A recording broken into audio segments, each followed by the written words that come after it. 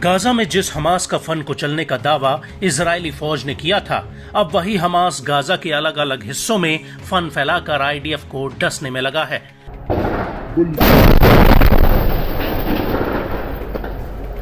एक तरफ जहां हिजबुल्ला इजराइल के ऊपर भीषण रॉकेट और ड्रोन हमले कर रहा है, वहीं दूसरी तरफ गाजा आईडीएफ के लिए मौत का जाल बन गया है। ये बात हम नहीं कह रहे, बल्कि गाजा से आने वाले ये वीडियोस इस बात की तस्दीक कर रहे हैं।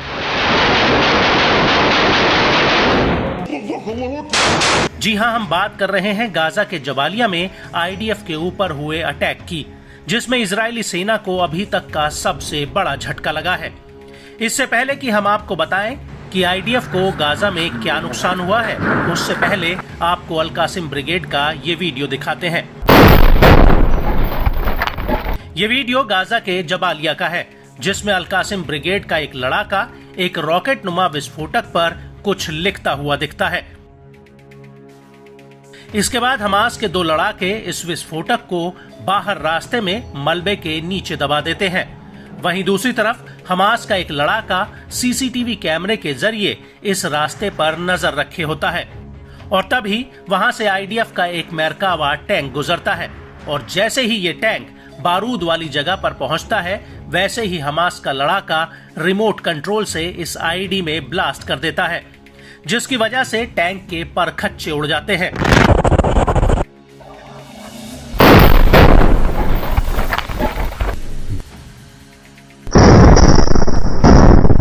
दरअसल इस धमाके में आईडीएफ की 401वीं आर्मर्ड ब्रिगेड के कमांडर कर्नल एहसान दक्सा और एक बटालियन कमांडर की मौत हो जाती है।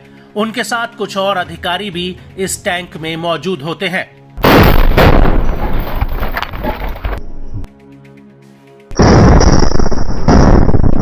आपको बता दें कि कर्नल एहसान की उम्र 41 साल की थी और वो दलियत अल करमेल के ट्रूज कस्बे के रहने वाले थे।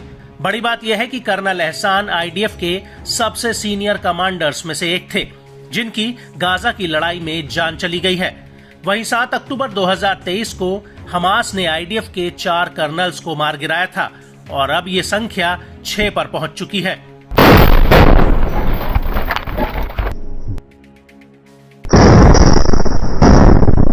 आपको बता दें कि कर्नल एहसान की मौत टैंक के भीतर नहीं, बल्कि टैंक के बाहर हुई है।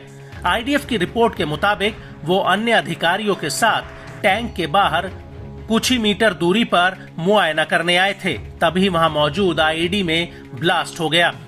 आईडीएफ के मुताबिक जहां पर यह ब्लास्ट हुआ, वहां पर बूबी ट्रैप लगा था, जिसमें कमांडर एहसान दक्सा की मौके पर ही मौत हो गई, जबकि 52वीं बटालियन के कमांडर और 2 अधिकारी गंभीर रूप से घायल हुए हैं।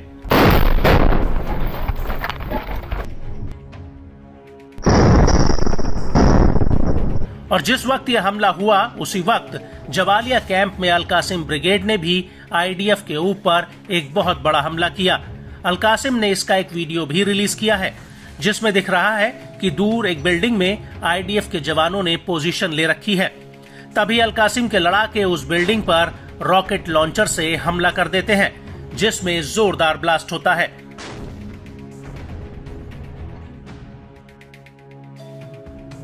इसके बाद एक खंडर पड़ी इमारत में अल कासिम के 3 से 4 लड़ाके रॉकेट लेकर घुसते हैं और वो उसके सामने जा रहे आईडीएफ के बुलडोजर पर ये रॉकेट फायर कर देते हैं।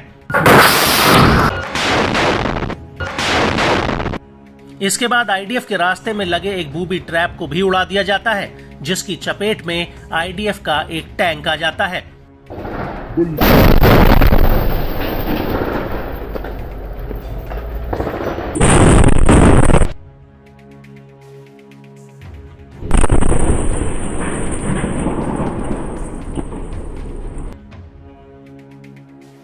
और इसके बाद हमास का एक लड़ाका मलबे के बीचों बीच खड़े एक टैंक पर रॉकेट फायर कर देता है।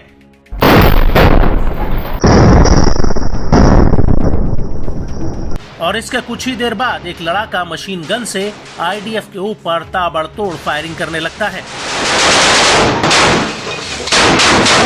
और इस हमले के दौरान ही अल-कुद्स के लड़ाके जबालिया कैंप के बीचों बीच अल कसासिब में आईडीएफ के एक मरकावा टैंक पर आरपीजी दागते हैं और अल कुद्स के इस वीडियो में पहले तो दबे पांव 2 लड़ाके हथियार लेकर गलियों में भागते नजर आते हैं।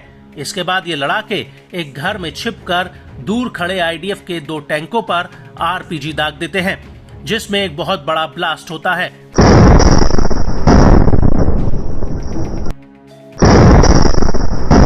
इसके बाद वहां पर आईडीएफ के 2 सैनिक भागते हुए नजर आते हैं। हालांकि इस हमले में आईडीएफ को कितना नुकसान हुआ, इस बात की पुष्टि नहीं हुई है।